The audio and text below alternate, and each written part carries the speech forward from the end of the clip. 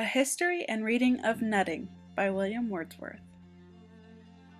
Nutting was published with lyrical ballads in 1800. It was, in fact, supposed to be part of his poem, The Prelude, but Wordsworth eventually struck it out. Wordsworth wrote of nutting when he said, "These verses arose out of the remembrance of feelings I often had when a boy, and particularly in the extensive woods that still stretch from the side of Esthwaite Lake towards Graithwaite, the seat of the ancient family of Sandys." Esthwaite Lake and Graithwaite are located in the Lake District National Park in northern England. Esthwaite is known as Esthwaite Water, and it is a smaller, lesser-known lake in the Lake District, and it covers only 280 acres. This lake is included in a number of Wordsworth's poems, including Expostulation and Reply, Lines Left Upon a Seat in a Yew Tree, and The Prelude. Graithwaite is a country estate that covers 5,000 acres of lakeside, forest, and woodland.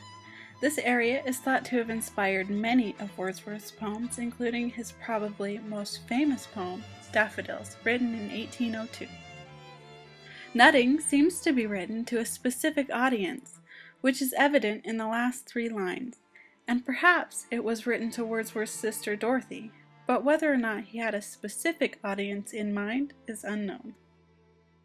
Nutting is a self-contained narrative in which Wordsworth has a conversation with the reader. It is autobiographical in nature, in which Wordsworth decides to venture out into nature.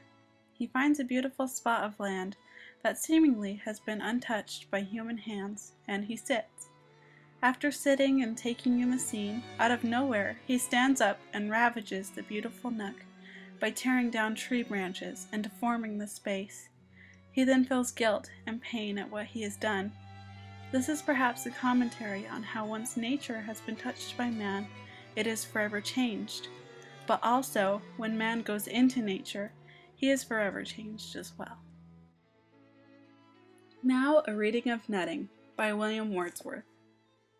It seems a day, one of those heavenly days which cannot die, when forth I sallied from our cottage door, and with a wallet o'er my shoulders slung, a nutting crook in hand, I turned my steps towards the distant woods, a figure quaint, tricked out in proud disguise of beggar's weeds, put on for the occasion, by advice and exhortation of my frugal dame.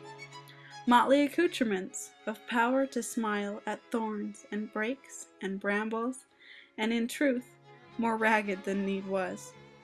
Among the woods and o'er the pathless rocks I forced my way until at length I came to one dear nook, unvisited, where not a broken bough drooped with its withered leaves, ungracious sign of devastation, but the hazels rose, tall and erect, with milk-white clusters hung, a virgin scene.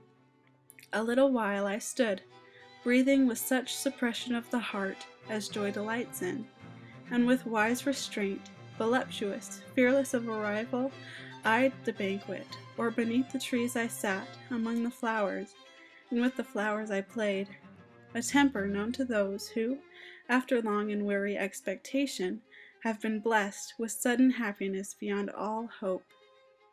Perhaps it was a bower, beneath whose leaves the violets of 5 seasons reappear, and fade, unseen by any human eye, where fairy water breaks do murmur on forever, and I saw the sparkling foam, and with my cheek on one of those green stones that fleeced with moss beneath the shady trees lay round me scattered like a flock of sheep, I heard the murmur and the murmuring sound in that sweet mood when pleasure loves to pay tribute to ease, and of its joy secure the heart luxuriates with indifferent things, wasting its kindliness on stocks and stones, and on the vacant air. Then up I rose, and dragged to earth both branch and bough, with crash and merciless ravage, and the shady nook of hazels, and the green and mossy bower, deformed and sullied, patiently gave up their quiet being. And unless I now confound my present feelings with the past, even then, when from the bower I turned away, exulting, rich beyond the wealth of kings, I felt a sense of pain, when I beheld the silent trees and the intruding sky. Then, dearest maiden, move along these shades in gentleness of heart, with gentle hand touch, for there's a spirit in the woods.